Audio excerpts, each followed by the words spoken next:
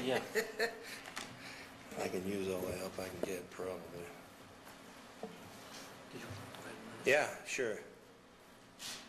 Let it go. Okay, I can do that. Let me, before I run this entire thing, there's been a lot of miscommunication and a lot of... Sir, could you identify yourself for the record? Oh, certainly. Sorry, I forgot. I'm Mark Lewis, and I'm with CSaction.org. I'm not a member of the J&P. I work with J&P all the time, and a variety of organizations in town. The J&P's become ubiquitous with all the peace movement in town and is a large organization, but I'm not a member.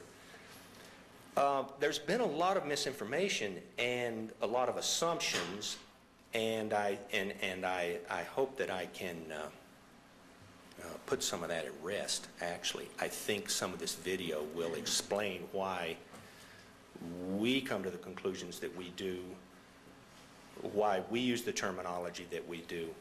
But a couple of little notes. The consensus notice for this, there wasn't any because there was no protest planned for this. The protest happened when we saw what we considered to be brutality about the way that the dominoes had fallen.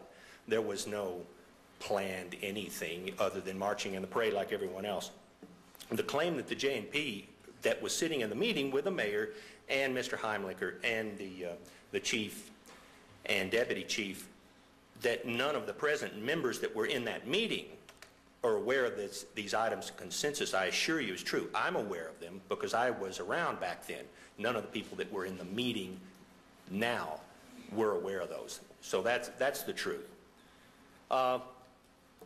When he got on the phone and he called up O'Donnell, and this was after Officer Palladino had already come over and he had first been told they don't have a permit, right? So the chief is exactly right. There was this domino effect of misinformation that went on. Well, we proved we did have a permit when we got the van up there.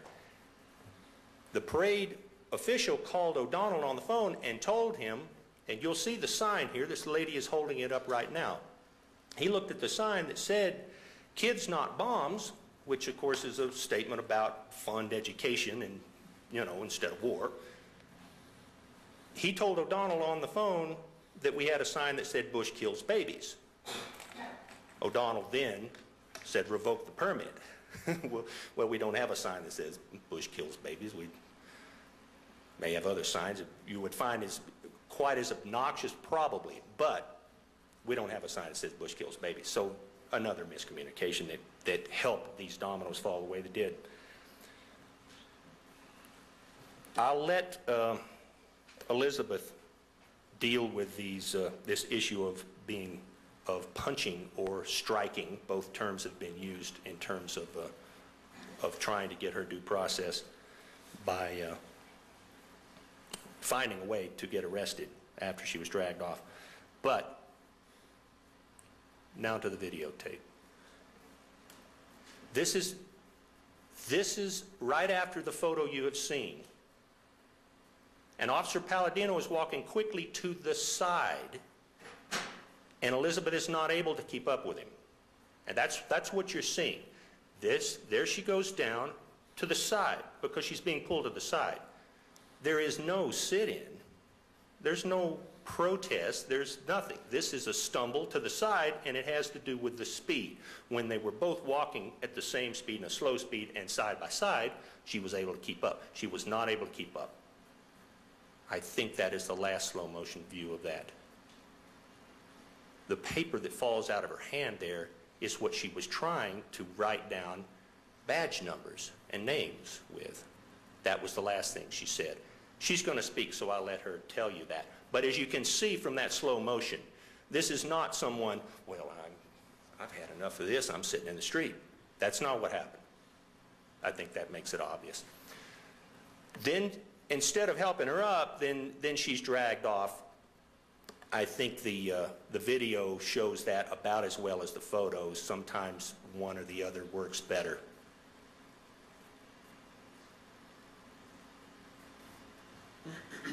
I played these short clips several times so that you can look at them and make a decision. I don't think they've been played this much or in slow motion on the television, and if you missed the coverage that night, then maybe you haven't seen these since, that type of thing like that. But I trust you are wishing to analyze this and find out exactly what went in this domino effect and caused the situation that absolutely nobody wanted and has done no one any good.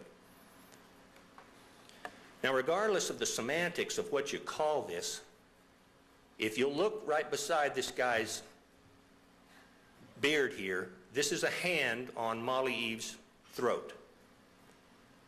It'll play again in slow motion so you can see it. Now, no one is saying that there was an attempt to render someone unconscious. No one's ever claimed that.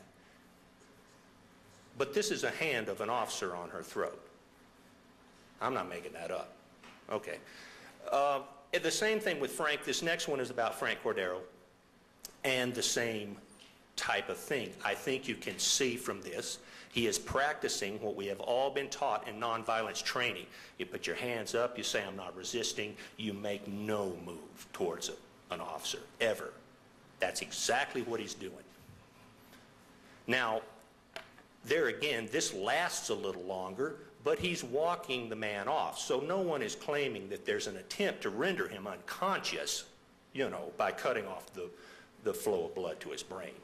So there's more terminology there that we have to work with in terms of when we say chokehold and we say police brutality, then other people say, okay, maybe excessive force, maybe undue force, maybe unnecessary force, anything but the minimum force. That's all I have. Thank you.